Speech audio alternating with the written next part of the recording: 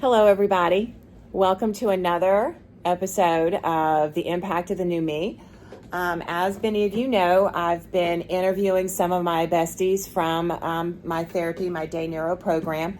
We are in a Day Neuro program in Frisco, Texas. One of my friends here that I've known since I've been here, Hi, y'all. this is Eric. When I talked to him about this podcast, Eric was all in. So we're just going to jump right into it as we tend to. Eric, thank you so much for coming so in. welcome. Okay, so my first and always question was that I've been asking people is, can you tell us your journey? Journey being from your first moment of whatever it was that got you to now. So just start where you want to start. Okay, so my stroke happened back in January of 2023. I was by myself watching TV, laying on the floor, and all of a sudden I realized I couldn't sit up because I couldn't use my left arm to push me up. I knew something was wrong, and I was able to dial 911 on my phone, got emergency services to come haul me off and go get my head cracked open and operated on. I spent, the better part of a week in ICU at Plano Presby. That's where I was. And then I came here to Baylor Institute for Rehabilitation. So when you say that you had a stroke, did they have to operate on you because you're hemorrhaged, like because your brain had? Tell me more about that. Yeah, he said it was too bad. They tried to use the drugs to, I guess, Stop. take care of the clot. Mm-hmm. So you had a clot. Yeah, but Okay. that didn't work, so he had to go in and I guess clear the clot. And I don't know what else was. We don't know done. what else he was Yeah. doing, right? So you ended up in Plano. Do you remember waking up in intensive care Yeah. at all? Can you tell us a little bit about Yeah, well, that? I remember waking up in intensive care and my family is standing there looking down at me like, oh my gosh. And I don't mean to laugh. I'm sorry. At that point, I don't mean to laugh. At that point, I didn't know what was going on. No clue, right? None whatsoever. Yep, I'm with you on that one. Confusion, right? Yep. And you don't seem like you've never seemed like a person that you seem like you're not a very confused. You're a very Nope. straightforward person. Exactly. So, how do they explain it to you? Like, how did you wrap your head around what had just happened to you? So then they're like, yeah, you had a stroke. Had you known a lot about a stroke before you had a stroke? Nope. Me neither. I had no clue it was so debilitating at all. I didn't either. And I always thought it was like an older person's. I did too. I thought it was an older person's deal, and I thought it was a death sentence. Right. And look, we're still breathing. Yeah. So All that I lost was my left side, which is my dominant side, by the way. I write left-handed, eat left-handed. Not anymore, though. Now trying to learn on the right side. I think right-handed people are weird. Of course you do. Of course you do. Something's wrong with them. Well, they say left-handed people are closer to, what is that? What do they say about left-handed people? We're the only ones in our right minds. 'Cause Oh, yeah. See what you did. our right hemisphere of our brain controls our left side, so we're in our right mind. Well, your left side is where your executive functioning is. It's where your analytical brain. It's like Right. it's like where you hold the like all the knowledge, et cetera, et cetera. And so that was the side of you that was impacted. My right side. Your was right side was impacted. And Yeah. what do you feel like since then? Like, where's your losses? Like, what do you find is where are your disabling characteristics or whatever? What can't you do now? I can't walk because my left leg is pretty much non-responsive. And my left hand, it doesn't work, so I can't really write or eat left-handed like I used to. Yeah, eating now is such an adventure, Yeah. isn't it? Like, I eat and it's like a toddler. Because I can't Yeah. see much. It's still all over the place. I know we've talked about that The before. other issue with me is I have left side field cut in my vision in both right eye and left eye. That is really, tell us more about, because I have the same. Like mine's more of a mosaic cut in there. It's not just left and right. But has your brain compensated for that yet? Nope. I still run into doors and to people walking in the hallway. That's true. You do. Don't look forward to trying to drive. It scares me to death because I don't want to not see something on my left side and run over it. Do you think you'll be able to drive again? I don't know. We'll see. I'll take the back to driving class here. Yeah, I'm planning on doing that too. Have you But- been cleared for that yet? Nope. I don't even know what that is. I don't Yeah. even know if that's possible. So, But I don't really need to drive because what I do for work, all I need is a computer and an internet connection. are you able to get back to, have you been able to go back to work? Nope, not yet. Because trying to type one-handed and do spreadsheets is not really conducive to one-handed.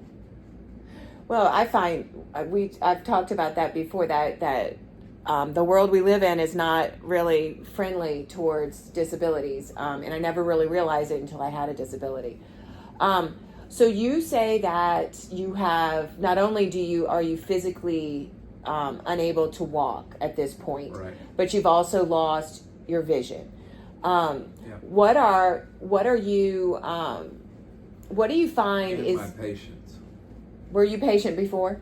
never. Okay, so you're bringing out some of the cat characteristics that sometimes it's like that, right? It makes some of the characteristics that you have, it magnifies them. Right. What do you think has been one of those magnifications that's impacted you the most? Do you think in the last, because you've been doing this for a long time, Yeah, Eric. the lack of patience and my short-term memory is turned to poo. Yeah, Like I'll put my phone down and roll away and somebody comes running after me saying, Eric, here's your phone. And that happens at least once, if not 3 times a day. yeah. It used to happen a lot more. I find that you're getting better about where you put your phone. At least that, or you're getting these behavior interventions that you know where you always put your phone, where you Right. put your phone. So you think memory loss, the vision loss, but memory loss has been a great impact on you. I think that it's interesting how in a facility with so many people who have gone through a traumatic brain injury, which is what a stroke is, a traumatic brain injury, that we have similar characteristics, but we're all kind of different in how they display. Yep.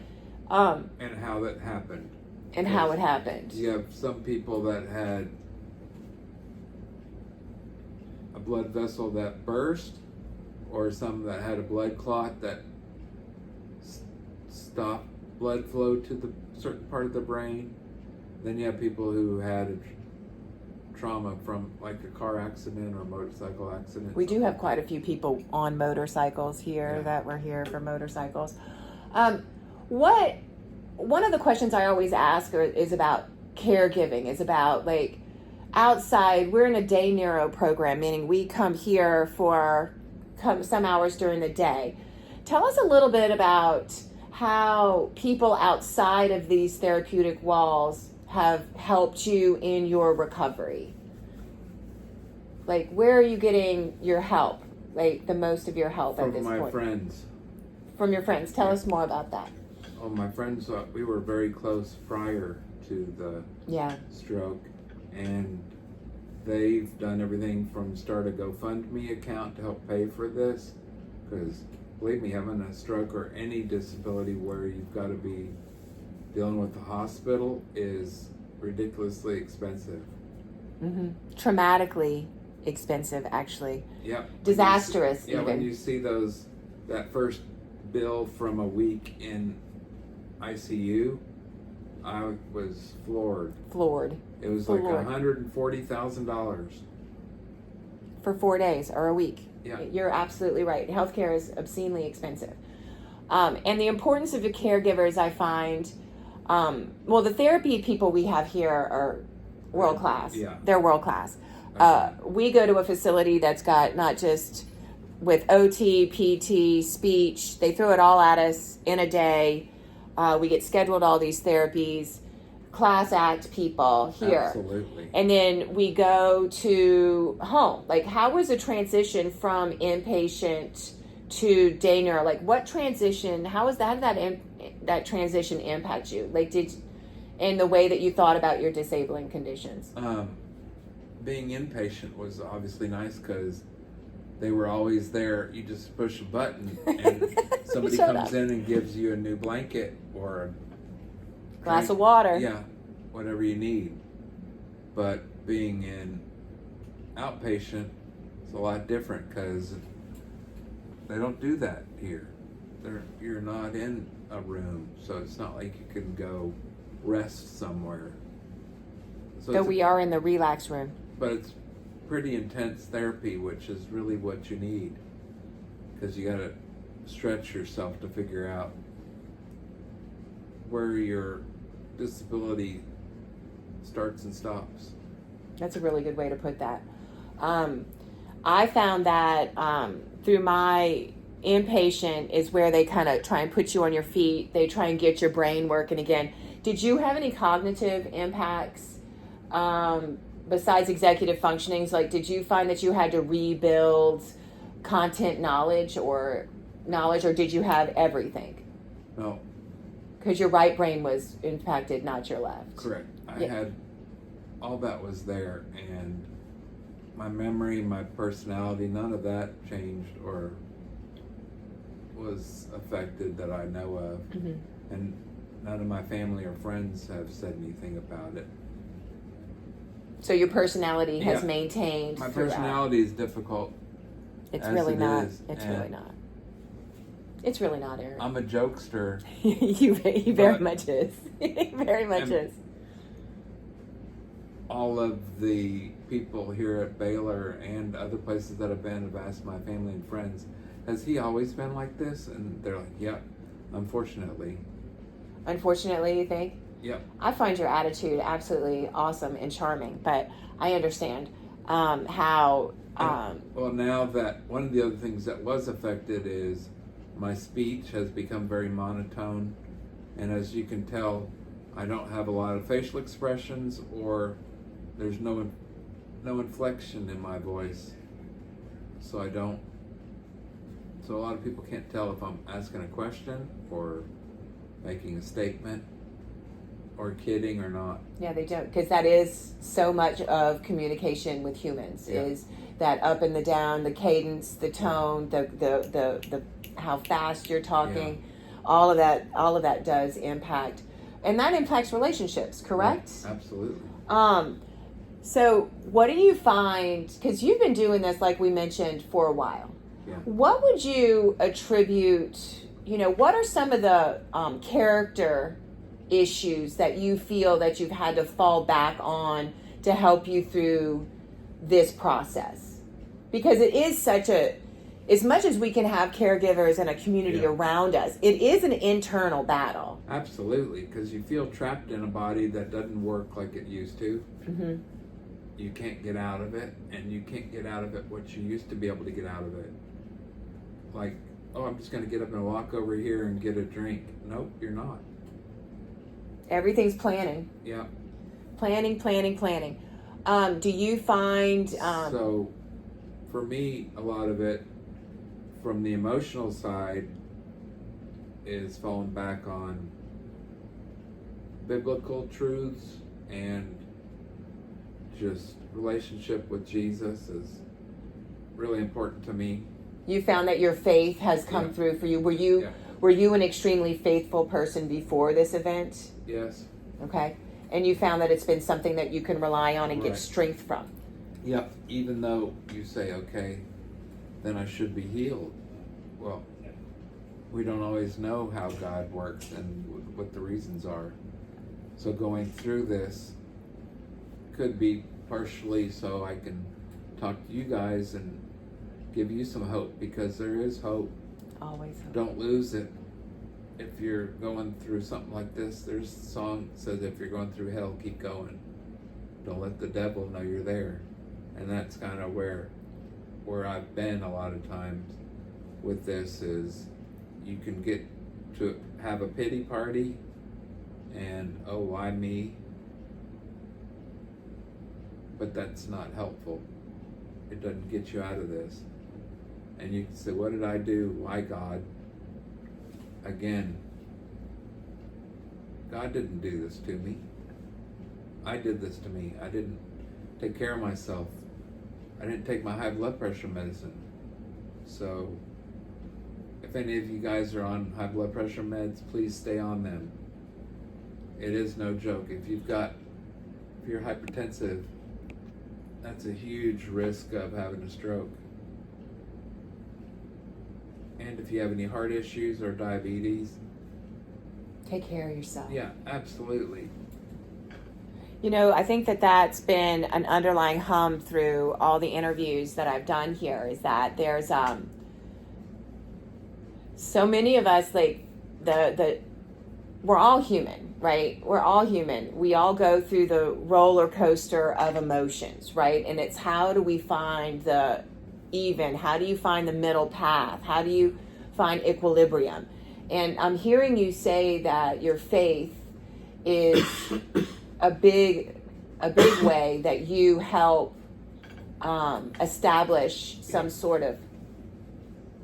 Were you going to say something? Nope. I felt like I was talking over you. I'm dying. Are you? Do you need some? Don't say that, Eric. I'm dying, guys. Can't Sorry. say that. Not Eric. But anyway, I'm done. no, come on, Eric. Don't be lying like that. But and I don't even have water for you, buddy. Guess what I carry? Oh yeah, that's right. You carry everything in those jacket pockets. I know that we are coming to the end of our interview. I wonder if there are some life truths that you could. A lot of vodka. Come on, Eric. Yeah, that's one thing. Once you do have a stroke, there's no drinking. There's no partying. There's no drinking. No You smoking. are no smoking. You're done. Yeah, Only if you want to live. right. If you don't want to live, drink up, which I don't recommend for anyone. For anyone out there, yeah, that's what kind of the inability to handle the pressures that we had in our lives before our stroke led most of us to where we are today. Exactly. And are there things you're going to take from therapy that you feel do help you de-escalate the pressures that you felt in your life? Like, would you share? Would you say that there's? Yeah, I did learn some relaxation techniques and breathing. I think those are the most important things, and I use those because I'll wake up in the middle of the night for no reason and just start thinking about, what am I going to do now? You know, I can't really go back to full-time work like this. How am I going to pay my bills and my house and take care of my car that I can't drive? Right. Goodness, we could have a whole podcast on the monetary fear that you have once you go through something like this. So I think that I feel that one of the things that helped me the most get through is breathing. Yeah. Right. I think that is something that I find that is so simple yet so crucial to managing your emotions. Because one thing, did you lose, or was your ability to regulate your emotions impacted at all by this stroke, or do you find that you've become more even keeled? I still cry in long distance commercials. You still cry? Or anything to do with little kids being in the hospital. Yeah. Did you do that before? Yeah. But actually, that's another part that's now affected that I'm sad about is I used to do a lot of charity work. Now that's not going to be possible. When you say that, what would you do? Like I was with Dallas Children's Charities, which is the Dallas Margarita Society, and we would do a big ball black tie event at the end of the year every year, downtown Dallas, and collect toys for kids. Yeah. And then give them out to them. Which is such a joyful experience. It is. And now we're. Yeah, now I can't do that. Well, maybe you could dress up as Santa this year. I already look like one. A little bit of Santa, With okay. this beard. You know, what do you, I know that you're going to be leaving De Niro this week, so Yeah. I'm so glad you came and sat with us. Like, what are you hoping for yourself in the next, let's say, a year from now? Where are you hoping you'll be? Hoping I'll be a lot more independent. Independence is Yeah. big. My speech therapist already gave me a schedule for me to use when I'm at home about getting up and doing some exercises and staying active both mentally and physically, because those are both very important. Because if I had my own way, I would just lay in bed and watch sports on TV, but that's not going to get me any better. So No, it's not. No, it's not. being at home, I gotta kind of do the same schedule we're doing here, which is 6 hours of therapy, which was good because it kind of got you back into the work mode. Get up in the morning, have breakfast, and go work Routine. for 6-8 hours. Yeah. And hopefully I can keep that up. Get up in the morning and just start doing my word searches and interacting with folks at my assisted living. All the things. Yeah. It's a lot to balance. Yep. All right. Well, Eric, thank you so much. Is there Thank you. anything like, are there any words of wisdom for those that are listening out there that may have a traumatic brain injury, or a caregiver, or you're a caregiver of a traumatic brain injury? Do you have any like advice or any like, don't give up? Everyone says that, but I mean, can you flesh that out a little bit? Like, dig deep. You know what I'm saying? Like, Yeah. Are there any last words that you would like to impart? There are times where you think you're at your breaking point, but you're not. Just keep pushing. Just keep pushing. You know, You'll learn a lot about yourself. what do you through think's the deepest thing that you've learned about yourself? That I don't quit. Yeah. And that me joking around used to be a way of deflecting stuff. And now I learn it's my way of dealing with all the turmoil going on inside me. Because if you can't laugh at yourself, which I have done all the time, Right. and just to be so grateful to those giving you care. And caregivers, you're gonna get people who yell at you and call you names. I know we've got one in my assisted living home who she'll yell for help, and then I'll hear her say, "Get off me, damn it." So somebody came in there to help her and she doesn't want their help then. And that happens like every 15 minutes. So don't listen to us some of the times, because Yeah. we're not in our right mind, so to speak. Or left mind. Or left mind, yeah. However you want to look at it. Right. All right, Eric. And Thank please you. be patient with us, because Be we're patient. trying, and we have to be patient. You have to be patient with yourself, because this process, your brain can rewire itself, but it just takes a lot of time, thousands of repetitions. Time, but it also takes that commitment to, Yeah. like you said, you're leaving. Like, you're gonna have to be the one that says, "Okay, Eric, it's time for PT. Yeah, it's time to get up. time to get up. Don't give up." Yeah, get your butt out of bed, you turd. You don't need to call yourself a turd, but you can if you want to. All right, Eric. I have a shirt printed up that just says turd on it. That helps. I mean, every little thing helps. It really does.